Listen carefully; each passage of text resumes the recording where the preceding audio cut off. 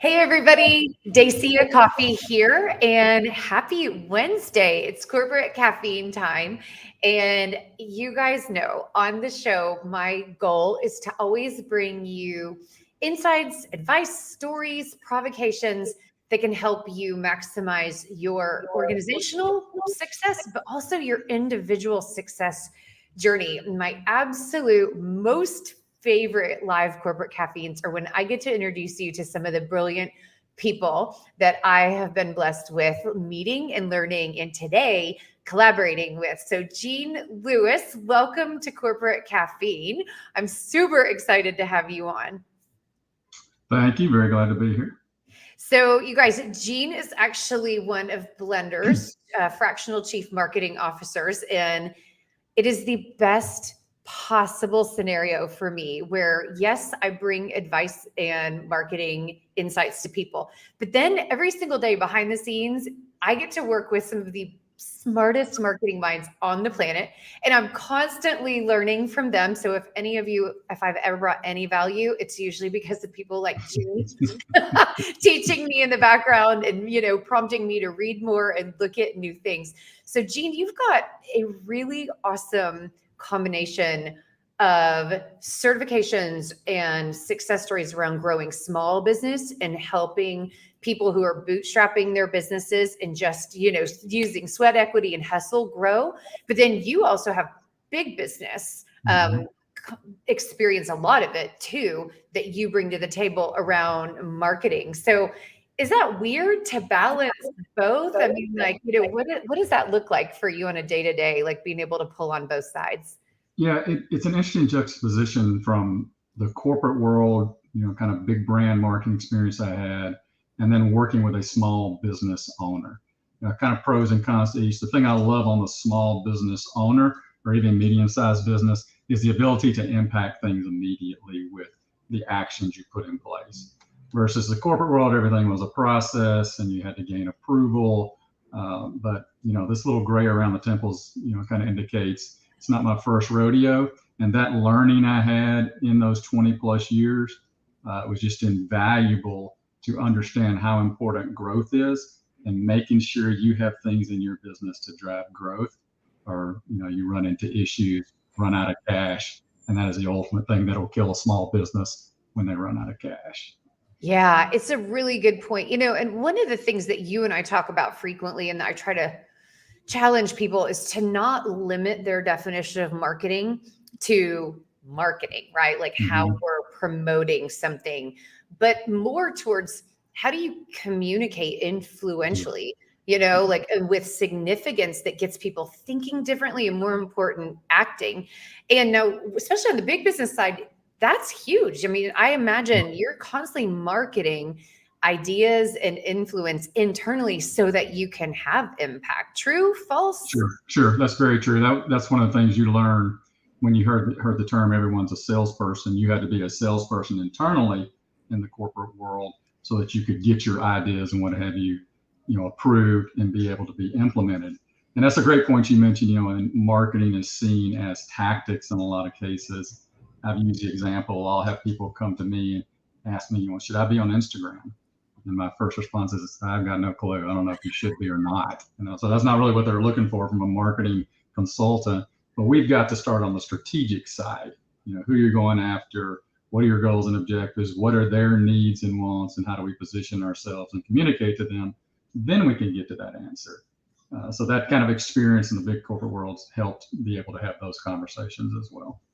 I think one of the things that's so consistent across both environments is that there's this thinking that sometimes you have to slow down in order to speed up, or that's the words I use, exactly what you said there. Like, who are we going after? Why are we doing this? What do we need to say in order to get them? And sometimes I come across people where it's frustrating because they're like, I just want to put something out there, but why bother if it's not going to be effective and if it's not going to be really thoughtful and intentional? And so, I think like going to that source, which is strategic, that's the part where you start to really feel like I can commit to the results, the outcomes that I know are going to come. Yeah, you hear it all the time. I just want to get my name out there. well, have you really thought through what getting your name out there does? When people know about you, there's brand awareness and there's problem solution awareness. I can know about you and have no clue what you do. In the corporate world, you could have really high brand awareness and very low usage. So, just getting your name out there is not a great objective.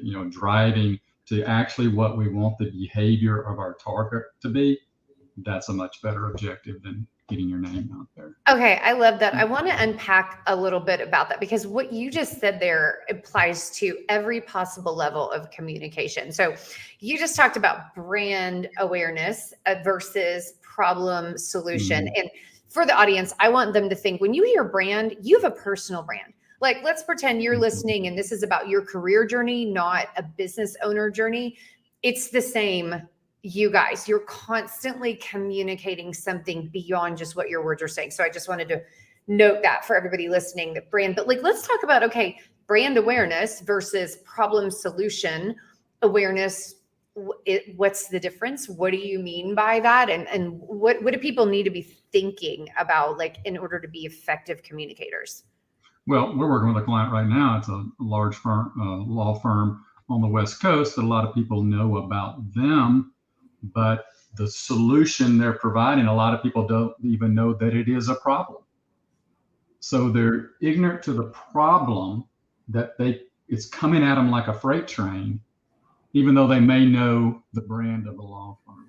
So that sets up a communication strategy. And I use this example that you don't even really have to necessarily mention your brand name. Now, we won't do that, but that's taking it to an extreme. What you're trying to do is get people to understand that there's this problem. So we want them to then start looking for a solution to that problem once they become aware of it. And then when they start looking for a solution, that's very different than if you know a local HVAC company and your air conditioner goes out. Now I have a problem and I know exactly where to go. But if I don't understand the problem, if I'm not aware of it, we have to create that awareness first. Then we can move into driving the behavior we want them to do and seek our brand as a solution. I love what you're saying there. And it's interesting because for so many years at Blender and even with corporate caffeine, we almost never said our company name or our channel name. I mean, I rarely, tried to get people to remember Dacia or Dacia coffee, like nothing, because the only thing that mattered was the problem they were facing and that we specialized in that and nothing else mattered. And so we would just beat the drum, and we still do, because I believe that's better servant leadership, is to teach people, like, even if they never become clients, to teach people, here's a problem and here's possible solutions and here's how you move forward, and having an impact way beyond the invoices that we issue. And so I think it's exciting, but I just want everybody to really, really hear you on that it's not about getting your name out there, but making sure that you have absolute clarity around, because you're talking about the value that people bring, really. Yep. I the audience to understand that value. I love it. Now, you and I had a really interesting conversation, and we have an interesting collaboration where we have a client and they help people achieve broad, exciting goals. And we are struggling with that. Without going into the details of who and why tell everybody why you and I are frustrated, or not frustrated, but why are we struggling with the fact that we have a client that helps people achieve goals? One of the most difficult challenges, even though a lot of people see it as a positive, is my product or service, pretty much everyone can use it. That is a very, very difficult marketing challenge. As you very well know, the marketing world today is so cluttered, the advertising world. We are exposed to anywhere between 5,000 and 10,000 messages a day. You see them, your brain is filtering them out. Your brain is looking to survive and thrive. Those things aren't helping me. So the challenge in something like this brand we're dealing with is, who am I specifically talking to? Because this can be in a personal situation, or you're just flipping through Instagram, or you're watching TV and there's an ad that gets your attention because they're talking to you. They understand what you want and they understand the problems. That's our real struggle here. We're not exactly sure what problem we're really solving. So we're really trying to dig into that. And then who is the best candidate to solve it for? Because then once we get that nailed and start talking to them and building some momentum, we can always expand it out. And that's one of the things when you're working with a business who says, I don't want to niche down too far, is because I can help a lot of people. But so many times when we do narrow our focus, we talk to a specific audience and we gain success there, they always tell people outside of that core demographic, psychographic, however we define it. So you gain a lot of business even though you weren't targeting them. So that helps people get over that angst of, hey, I'm leaving people out.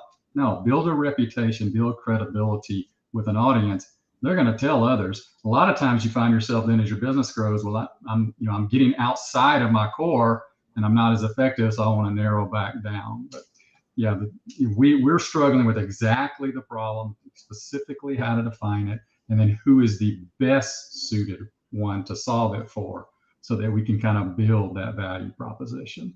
I love it. And, I mean, it's such a good point. I know sometimes I don't think people want to think like this, but we all have a tendency to prioritize problems.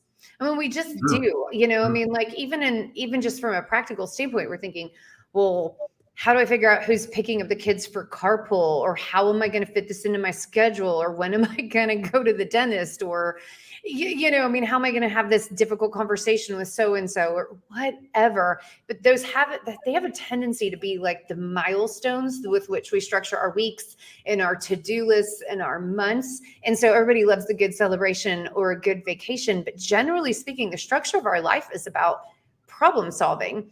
Yes. And so you're so right that if we're not talking about the problem that is structuring our audience's lives, their to-do list, there's not going to be action behind them. Like they might be like, oh, I'd love that someday, or yes, someday I'll be rich and famous and wealthy and amazing and influential. And if you say, oh, I can give that to you, they're like, that's awesome. That's going to be so exciting someday. And they won't really take action on it because they don't know how to turn this big, audacious, exciting goals into an action item that has to do with Wednesday at 12:30, I'm going to problem solve around this one topic. So it's very difficult to get traction around, these soft, glowing visions of success, no matter how true it is. Well, that's exactly it. That's this case here is there's a positive benefit. So we're going to try to talk to a group with this positive benefit, but they got 10 burning issues. And if we're not one of the 10 burning issues, they're just never going to get to the positive. Yes. Well, that just like you said, that sounds nice. I got to take care of these 10 things, and then I'll get back with you. So yes. That's the death of it right there. And I'll get back with you when I have a chance to do that. So, oh my gosh. You got to have something that's addressing a burning issue, so that it gets their attention, breaks through that clutter, they pay attention, and they want to engage with you. Yeah, absolutely. So I'm going to shift gears a little bit and kind of pry on behalf of everyone. So you have loads of certifications. I mean, you are well-versed and well-studied in a wide range of growth strategies. But for you specifically, like, were there any key moments in your career, like lessons that were difficult to learn, or big pivotal moments where you're like, man, this lesson changed everything for me? Or, here's one of those moments where I realized, I've got to communicate differently or think differently in order to have more success in your career. Yeah, I think a big one there, and it's interesting how it kind of sounds like channel strategy. It's really not, though. But it's in the corporate world, you're a marketing person and you have a sales force. Well, the realization in coming to learn that sales force was my customer was a transformational type of realization, because if I served them and made their life easier, the overall business grew. And we had these things, these sayings that, marketing's role was to make sales unnecessary. But that just wasn't reality. Reality was they're my customer. And when I shifted and started learning that and acting in that way, it just has a total dynamic change on how you communicate what I provide for them, and understanding, I want to understand their problems and needs, just like we wanted to do our end consumer. Certainly doesn't mean we, didn't pay attention to our end consumer. We did over and above, but understanding that that person was a key component in that value chain was a huge learning. I think that's a really exciting and very important aha moment for a marketer, because they're not adversaries, which in some companies, unfortunately, marketing and sales, while they have the same goal, are not always simpatico around how they think they can achieve that goal. And I'm going to go ahead and layer on that servant leadership idea of, well, how do I be good to you so that I can amplify your effectiveness in the market? How do I serve you? I mean, I think that's really, really exciting. I mean, even just that paradigm shift around lots of scenarios that we have, whether it's a peer on a leadership team or, a different group on a volunteer board or anything. I mean, I think there's so many different opportunities to go, what if my goal and what are my key objections is to make them awesome or to elevate like their ability to be effective. I mean, like, wow. That is exciting. It has applications outside of a sales marketing, type relationship. Yeah, exactly. Well, and it's interesting because you and I both have done marketing plans where an internal stakeholder, like a salesperson or like a market partner, like a referral partner or channel partner, distributor, something like that. So somebody who is selling on behalf of you or someone who is internal to the company is actually one of our marketing audiences or buyer personas, even though they're not buyers. I mean, that's, it really brings a different level of humanness, when, and takes the bookmarks off marketing when you think, wow, how do we apply these principles to just, amplifying everyone's success, not just mine. Yeah. We talked about this not too long ago. I think I wrote a little piece on LinkedIn about it. The difference in B2B communications and B2C, business to consumer. The common thread in both of them is it's H to H, it's human to human. And when you look at it that way, and that's back to the challenge we're having with this other client, is what's exactly the human to human communications dialogue that we want to get going. We haven't nailed that yet.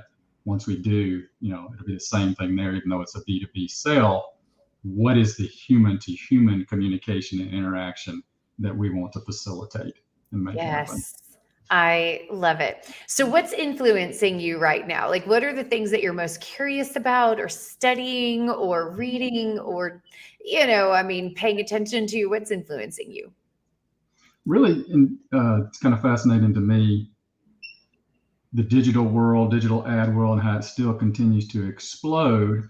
And I've done some things there. Just recently completed a certification in the whole digital ads thing.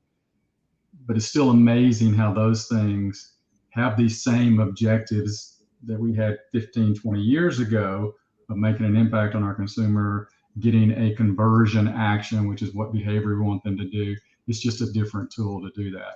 So just kind of watching the explosion of that technology going on there, the whole artificial intelligence, it's just really fascinating when it's all the same kind of objective. It's just a lot of different new exciting tools that you can use to get there.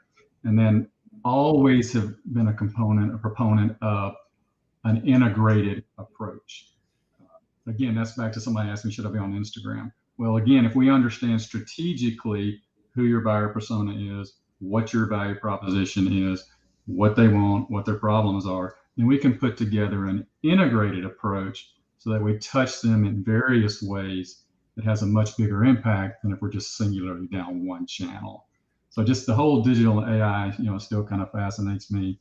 It's just the increase in the number of tools that can be used to get at the same things. Yeah, I completely agree. So do you think there are some commonly overlooked areas that people are not using as well as they should, or where they don't think about where revenue or leads or success can come from? Like, do you see any specific areas that people have a tendency to not dive into as deeply as they should?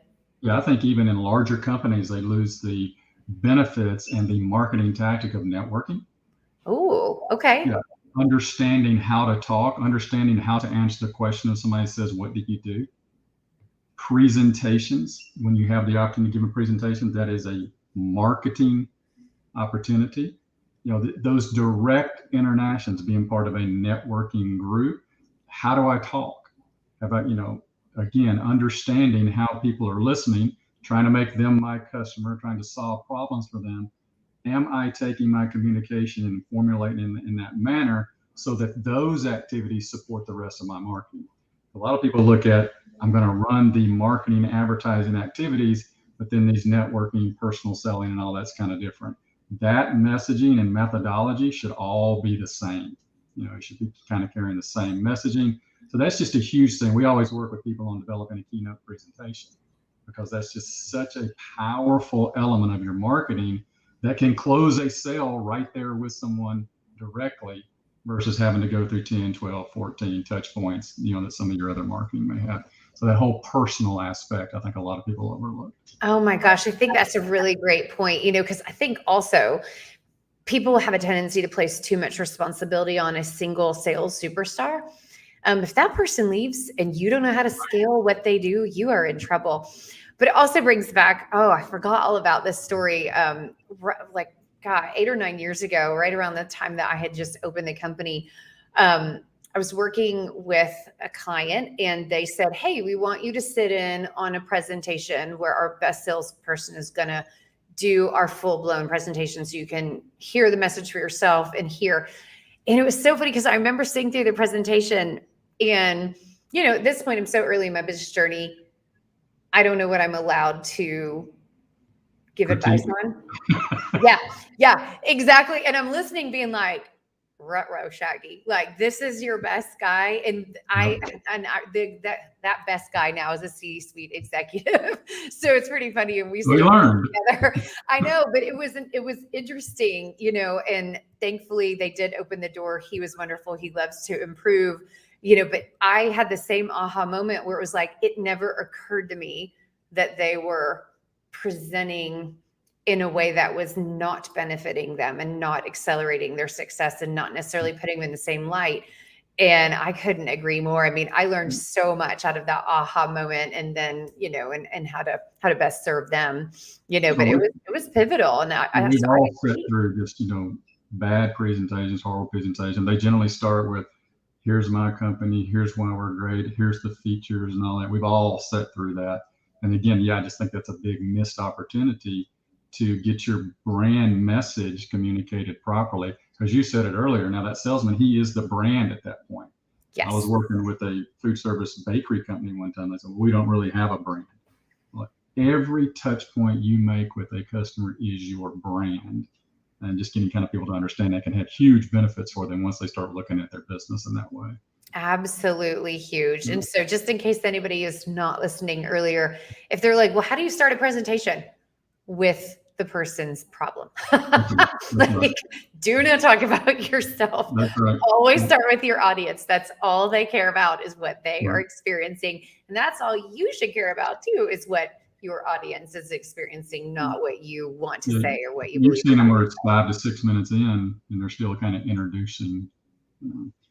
Yeah, exactly. Do you know, there's, I think you use the same tool that I do, on Zoom. So one of the recording tools, I think, is Fathom. And it has a component on there where it will tell you if you're lecturing or monologuing too long. It'll start giving you like a red, notification if you've been talking too long. And I think that thing is so brilliant, except for when I am having to teach something and it's flashing red at me that I'm talking too long. Then you went to meddling. It went from helping to meddling. Yes, exactly. I'm like, turn that thing off. It's my turn. It's fine. I love it. Well, as we wrap up here, Jean, what advice or encouragement, would you give to people in the year 2022, just right now, around finding their potential or achieving success or growing their company, but just, moving forward in growth? Yeah, it may sound a little cliche, but to me, it always starts with what do you want? Do you really have a firm grasp on what do you want? And then we've always, most everybody's heard of Simon Sinek and understanding your why. If you'll get grounded in that, Why are you doing what you do, and what do you want? And then what are my goals? Put something tangible out there that you're shooting for. If you'll just take a little bit of time, it doesn't take a lot to go through that kind of process before you jump into execution. I've just seen it make a tremendous difference in people's business to just get kind of internally aligned. Where do you want to go? What are my objectives? What does success look like? Have I really defined that? How do I know if I'm successful? Just those type questions that seem like soft questions can really lead you in places that you never thought of before. That's why I always had such a passion for the strategic end of marketing, the strategic planning part of it. Just having a dialogue. It's amazing how powerful that dialogue can be, because I'm stepping back and I'm thinking of things in ways I didn't think of before. Now, when I go execute, I'm much more aligned with where I want to be. I know where I'm going, and so I start plotting a path to get there. So that Oh, I think that's huge. I agree that I think it's dangerous for people to glaze over that and think, oh, those are soft questions, because I really do believe that what do you want is the hardest question to answer in the world, because at some point in time you have to make decisions. And so, for instance, with businesses, you could say, well, I want to increase my growth and I want to be as profitable as possible. Well, growth takes cash. Yep. It typically means taking your profit and Right. reinvesting in that. And so that means if you're going to go after extremely aggressive growth, you're not going to have both immediately. And so then are you okay with that? Or is that dangerous? Or, I've also talked to other business owners where, behind the scenes, they're saying, I want to start orchestrating a successful exit. I want to sell my business eventually. And that eventually might be like within 5 years or 3 years or something like that. But then day to day, they're making constant decisions that put them at the center of everything. Well, you can't exit a business that can't live without you, and so they want to be in the middle of everything, but then they also want to get out. No, like you don't get to do both of those. And so I could not agree more. Just defining success and then holding yourself up to the standards that you set. I think that's awesome. And don't let fear hold you back. A lot of people don't want to put a thing out there because they're fearful that they won't hit it. Don't let fear hold you back. It's a beacon. It's going to drive us to where we want to go. Don't let fear get in the way of you getting down that path. I agree. I think one of the craziest things I had to learn about fear is that it doesn't always feel like fear consciously, right? Yeah. So, you always assume like if you're feeling fear, like you're shaking and you're aware and you're like, you have like this really significant, like conscious resistance to something. But I have learned that fear is much, much more sinister and sneaky than that, because my subconscious is just nudging me away. Like maybe I will procrastinate around something, or maybe I will just not answer what's my real definition of success, or maybe I will just not tell people something. But I find that it's subversive resistance or avoidance more than the shaking, quaking, oh my gosh, I'm so scared of this type of feeling that's so dangerous. And if you don't take the time to think about what you want and then also watch your response on it, sometimes we can't name things appropriately, which means then you can't overcome them appropriately either. Right. Yeah, and that nudging is generally going to nudge you toward comfort, as opposed to something that's a little more difficult. Yeah. That I need to do to get to that goal. Yeah. I think all of us probably struggle with, the difference between choosing what I want to be versus what do I want right now. Right. You know what I mean? But you can't even have that conversation with yourself, if you don't even know that that's actually like the real decision in front of you almost every single day is, choosing and that's where you can future make versus decisions choosing the on today. what to trade off. Some people don't want to work 90 hours a week, and that's great. That's what you want, So, but you got to understand that and lay it out first before you can really start working toward it. Exactly. Well, Gene, obviously people can find you at Blender, but where else? Like, you guys definitely follow Gene. He puts out so much great content. He's also a story brand guide. I mean, just amazing to follow. So where can they find you? Always on LinkedIn, out there weekly. Website empowerstrat.com. You can find me there. Also on Facebook. you'll see me around. So you look me up primarily on LinkedIn. Those where I'm the most active. Awesome. Gene, thank you so much. Thank And you. you guys is awesome. Thank you as always for joining us. We would love to hear your questions. If there's ever any specific topics that you want us to weigh in on, let us know, and definitely connect with Gene on LinkedIn. Onward and upward.